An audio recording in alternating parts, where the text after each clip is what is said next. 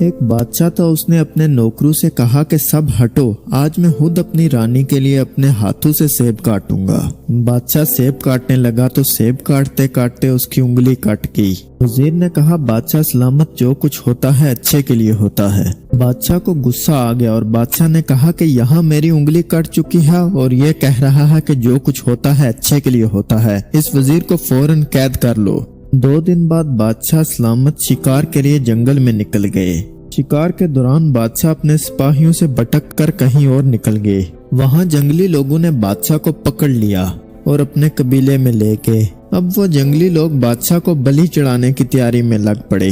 بادشاہ بتاتا رہا کہ میں فلاں علاقے کا بادشاہ ہوں، مجھے چھوڑ دو، لیکن ان لوگوں نے بادشاہ کی ایک نہ سنی۔ اب بادشاہ کو لگنے لگا تھا کہ یہ جنگلی لوگ مجھے مار ڈالیں گے۔ اب وہ بادشاہ کو قتل کرنے کے لیے لے جانے لگے تو انہوں نے دیکھا کہ بادشاہ کی انگلی زخمی ہے اور انہوں نے فیصلہ کیا کہ زخمی بندے کی بلی نہیں چڑھتی اور انہوں نے بادشاہ کو چھوڑ دیا۔ اب بادشاہ اپنے محل کی طرف آ رہا تھا تو اسے اپنے وزیر کی بات یاد آ گئی کہ جو کچھ ہوتا ہے اچھے کے لیے ہوتا ہے۔ لیکن پھر بادشاہ کو خیال آیا کہ چلو میرے ساتھ اچھا ہوا ہے، میری جان بچ گئی ہے، لیکن وزیر کے ساتھ کیا اچھا ہوا ہے؟ وہ پچھلے 15 دن سے قید میں ہی ہے۔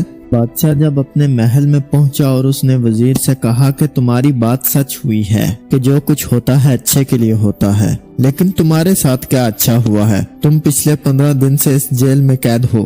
وزیر نے بادشاہ سے کہا بادشاہ سلامت، اگر آپ مجھے قید نہ کرتے تو یقیناً میں آپ کے ساتھ ہوتا۔ آپ کی انگلی کٹی ہونے کی وجہ سے آپ تو ان جنگلی لوگوں سے بچ جاتے، لیکن میری بلی وہاں چڑھ جاتی۔ آپ نے اچھا کیا کہ یہاں مجھے قید میں چھوڑ گئے۔ دوستو، اس کہانی سے ہمیں یہ سبق ملتا ہے کہ جو کچھ بھی ہوتا ہے اچھے کے لیے ہوتا ہے۔ ایسے ہی دوستو، ہم بھی اپنی زندگی میں پریشان ہوتے ہیں کہ میرے ساتھ ایسا کیوں ہوا ہے، میری زندگی ایسی کیوں ہے۔ ایسے ہی ایک کوا تھا جو اپنی زندگی سے خوش نہیں تھا۔ وہ اپنی زندگی سے اس لیے پریشان تھا کہ وہ کوا کہتا تھا کہ میرا رنگ کالا ہے، میں لوگوں کے گھروں پہ بیٹھتا ہوں تو لوگ مجھے پتھر مار کر اڑا دیتے ہیں، میری آواز پیاری نہیں ہے، مجھے کوئی پسند نہیں کرتا۔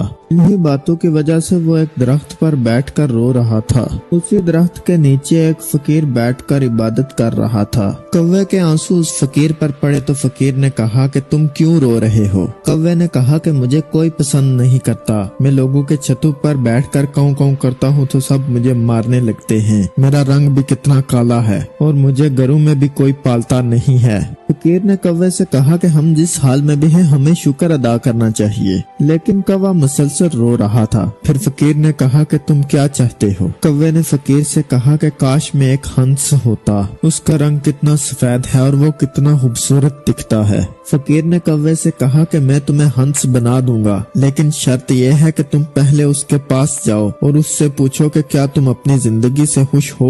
کوا ہنس کے پاس گیا اور کہنے لگا کہ تمہاری زندگی کتنی خوبصورت ہے اور تم کتنے خوش قسمت ہو، اور اوپر والے نے تمہیں کتنا پیارا رنگ دیا ہے، سفید رنگ۔ ہنس نے کوے سے کہا کہ کہاں میری زندگی اتنی پیاری ہے، سفید رنگ بھی کوئی رنگ ہوتا ہے، طوطے کو دیکھو اس کے کتنے رنگ ہیں اور وہ کتنا پیارا ہے اور وہ کتنی پیاری باتیں بھی کرتا ہے اور لوگ اسے کتنا پسند کرتے ہیں۔ اب وہ کوا طوطے کے پاس چلا گیا اور طوطے سے کہنے لگا کہ تمہاری زندگی کتنی خوبصورت ہے، اوپر والے نے تمہیں کتنے رنگ دیے ہیں، لوگ تمہیں کتنا پسند کرتے ہیں، لوگ تمہیں گھروں میں پالتے ہیں اور چوری بادام تک کھلاتے ہیں اور تم کتنی پیاری باتیں بھی کر لیتے ہو۔ طوطے نے کہا کہاں یار، میری بھی کوئی زندگی ہے، میں کہاں خوش ہوں، ہر وقت مجھے شکاریوں کا ڈر ہی لگا رہتا ہے، میرا بھی کوئی رنگ ہے ہرا رنگ، درختوں میں بھی تمہیں بہت مشکل سے ملا ہوں، مور کو دیکھو، مور کے کتنے رنگ ہیں، لوگ انتظار میں کھڑے رہتے ہیں کہ مور کب پنکھ پھیلائے گا، اور جب وہ پنکھ پھیلاتا ہے تو لوگ اس کی فوٹو کھینچتے ہیں، مور کی زندگی کتنی پیاری ہے۔ اب وہ کوا مور کو ڈھونڈنے چلا گیا، مور اسے جنگل میں تو کہیں نہیں لیکن چڑیا گھر میں مل گیا۔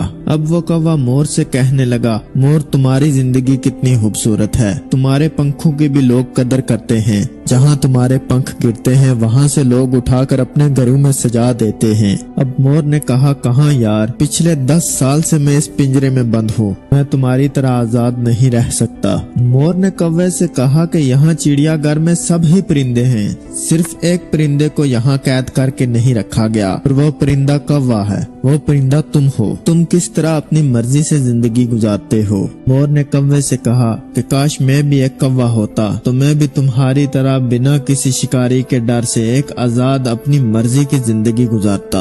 अब कौवे के हैरत की कोई इंतहा नहीं थी। वो दोबारा उस बुजुर्ग फकीर के पास गया और बुजुर्ग से कहने लगा कि शुक्र है मैं कौवा ही हूँ, शुक्र है मुझे ऊपर वाले ने कौवा ही बनाया है और मैं कौवा ही रहना चाहता हूँ।